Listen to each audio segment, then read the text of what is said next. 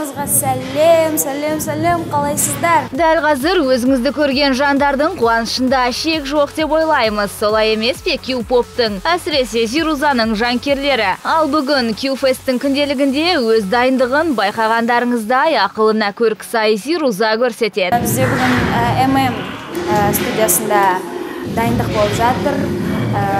Өте көп уақыт дайындалып жатырмыз, қатты тырысып жатырмыз тек сіздер үшін. Старательности и упорстве малышки Зирузе нет равных. Она репетирует каждое свое движение тщательно, снова и снова прогоняет дэнс-номер к предстоящему шоу. И кто бы что ни говорил, все же титул королевы Q-попа она носит не зря. Жақын арада барлықтарыңызды Q-Fest'те күтеміз. Өйткені ол жерде көптеген тосынсыйлар күтуде.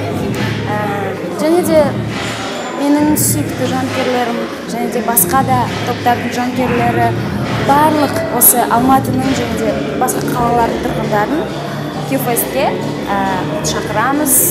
Өте қызық болады, көптеген тосынсыйлар болады. Сіздерді толықтай қуантамыз деп ойлаймын.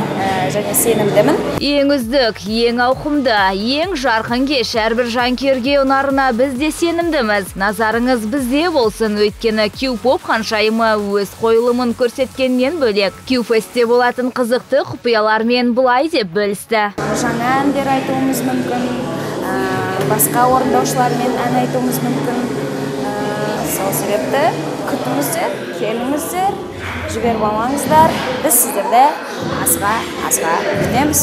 Что ж, все творческие секреты уже совсем скоро раскроются. Фандомы, признавайтесь, вы тоже этого ждете. Все ваши горячо любимые мемберы выйдут на одну сцену, чтобы мощным Q-Pop-динамитом взорвать привычные стереотипы о музыке нового поколения. 27 октября Алматы-Арена. Главный информационный партнер – телеканал Музон. А вот ключик к королевству под названием Q-Fest ты можешь получить на сайтах juzen.com, tikiton.kz, kassir.kz и заказбилетов.kz. До встречи на самом крутом музыкальном событии этой осени!